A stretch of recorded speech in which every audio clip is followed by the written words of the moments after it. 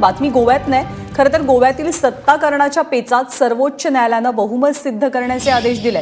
गोव्यामध्ये भाजपवरती काँग्रेसनं आमदार खरेदीचा म्हणजे घोडे बाजाराचा आरोप केलाय। त्या संदर्भातल्या याचिकेवरती सध्या सुप्रीम कोर्टात सुनावणी सुरू आहे।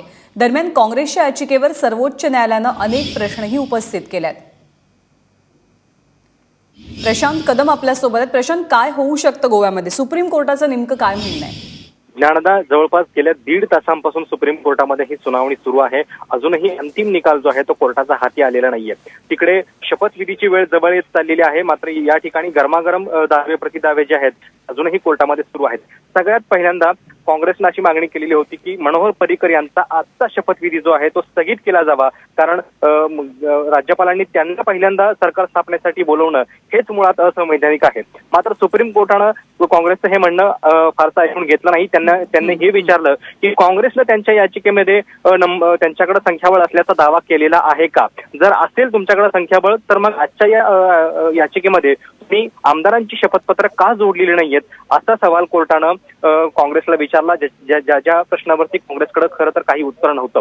काँग्रेसचं मुळात केवळ या गोष्टीवरती सुप्रीम कोर्टाकडे म्हणणं आहे की राज्यपालांनी पहिल्यांदा आम्हाला बोलवायला पाहिजे होतं, मात्र पहिल्यांदा कुणाला बोलवायचं हा अधिकार जो आहे तो अनेकदा नंबर्स जे आहेत म्हणजे सिंगल लार्जेस्ट साठी ही केवळ नंबर्सवरूनच ठरते, अशा पद्धतीचं एक ऑब्झर्वेशन जे आहे ते सुप्रीम कोर्टाने एक महत्वाची बातमी येते याच दरम्यान याच मुद्द्याच्या अनुषंगानं की मनोहर पर्रीकर यांच्या शपथविधीला स्थगिती देण्यास मनाई करण्यात आलेली आहे।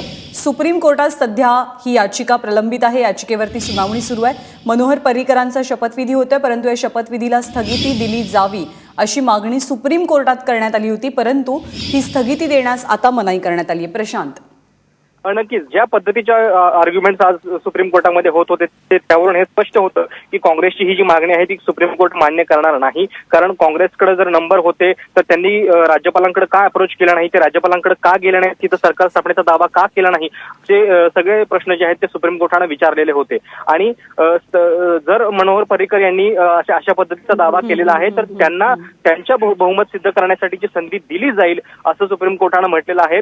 आणि ती संधी देताना विधानसभेचे अध्यक्ष कोण असतील याच्याबद्दलचे देखील काही निर्देश सुप्रीम कोर्टाने दिलेले आहेत। भाजप आणि काँग्रेसनं दोन्हींनी एकमतानं जर या संदर्भातला निर्णय घेतला नाही तर सुप्रीम कोर्टाच्या देखरेखीखाली ही फ्लोर टेस्ट होईल असं देखील सुप्रीम कोर्टाने म्हटलेलं आहे। त्यामुळे एक प्रकारे कुठंतरी भाजपला हा दिलासा मिळताना दिसतो आहे। कदाचित नंबरच्या जोरावरती भाजप गोव्यामधलं सरकार टिकवू शकतं असं म्हणायला हरकत नाही। प्रशांत, ताजी माहिती जाणून घेत राहू, तुर्तास धन्यवाद या माहितीबद्दल। तर सुप्रीम कोर्टात या संपूर्ण प्रकरणाची सध्या सुनावणी सुरू आहे आणि मनोहर पर्रीकर यांच्या शपथविधीला स्थगिती देण्यात यावी अशी मागणी काँग्रेसच्या वतीनं करण्यात आली होती, परंतु या स्थगितीला सुप्रीम कोर्टानं नकार दिला। दरम्यान काँग्रेसच्या याचिकेवरती सुनावणी होत असताना सर्वोच्च न्यायालयानं काही मूलभूत प्रश्न उपस्थित केलेले आहेत। काँग्रेसची बाजू लढवणारे अभिषेक मनु सिंघवी यांना हे प्रश्न विचारले गेले। पहिला प्रश्न असा होता की काँग्रेसनं समर्थक आमदारांची यादी राज्यपालांकडे सोपवलेली आहे का? मनोहर पर्रीकर यांनी आमदार खरेदी केले हा आरोप नेमका कशाच्या आधारे केला जातोय? बहुमत सिद्ध करण्यासाठी काँग्रेसकडे किती आमदारांचं पाठबळ आहे किंवा संख्याबळ आहे?